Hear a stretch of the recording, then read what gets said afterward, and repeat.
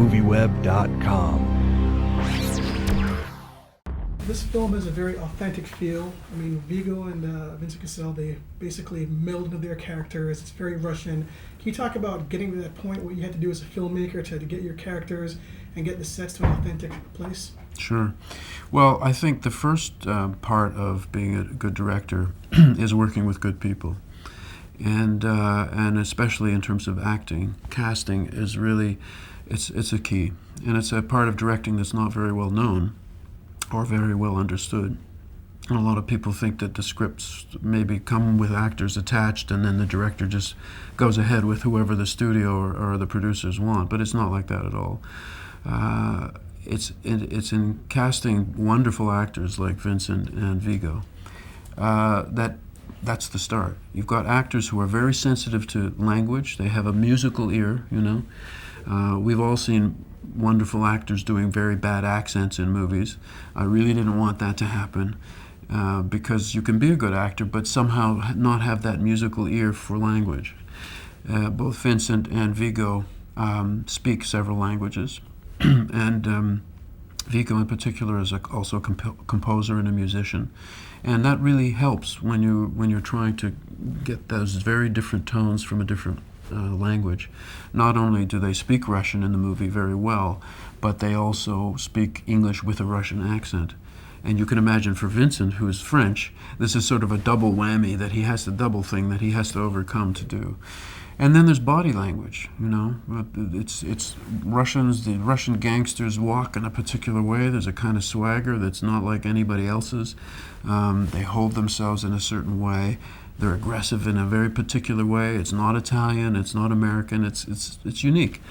And all of those things have to come together for you to believe that these characters exist as fully rounded humans.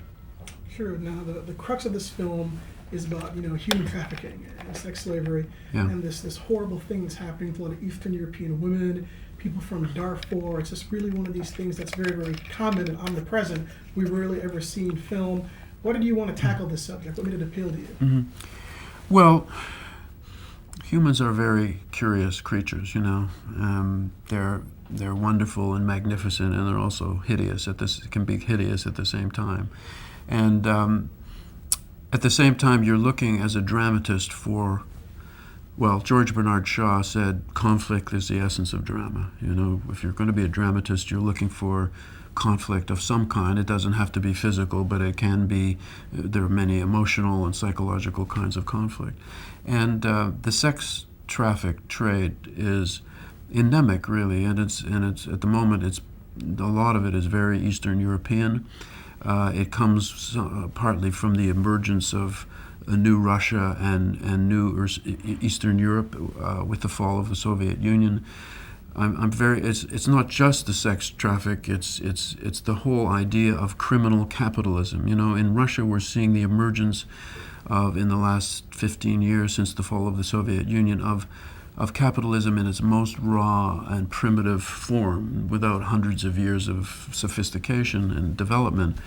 And part of that comes out in things like, you know, huge prostitution rings, drug rings, and so on.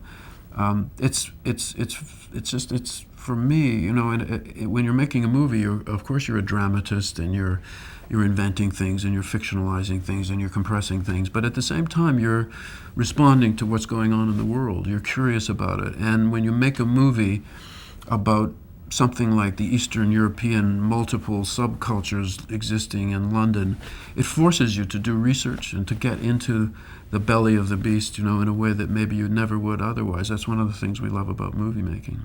Steven's script is brilliant. The film is brilliant, and it shows a part of the Russian underworld that we really don't see, particularly when Viggo is getting his tattoos and going through the ritual. Yeah. How realistic is that? I mean, is that something they actually do? Because the tattoos are very, you know, omnipresent. Yes. Is that really Yes. similar to what they go through? Well, I think there we were kind of compressing what would happen over a series of years into one or two basic scenes. Normally the tattooing would be done in prison. The tattooing developed in these prisons over 100 years, that the the symbology. You know, what do the tattoos mean? They tell what crimes you've committed, where you've served time, in what prisons, and how high up you are in the criminal hierarchy, and so on. And we kind of invented this one scene of a kind of ritual that normally, as I say, would happen, but it would take place in a prison, and it would be secret. You're actually not allowed to do tattoos in Russian prisons, but they do it. I mean, it's everywhere, and I think the guards and so on just kind of look away because they know what it means. So we were exaggerating to a certain extent, but the essentials, the meaning of the tattoos and the importance of them and the ritual significance of them, that is all accurate.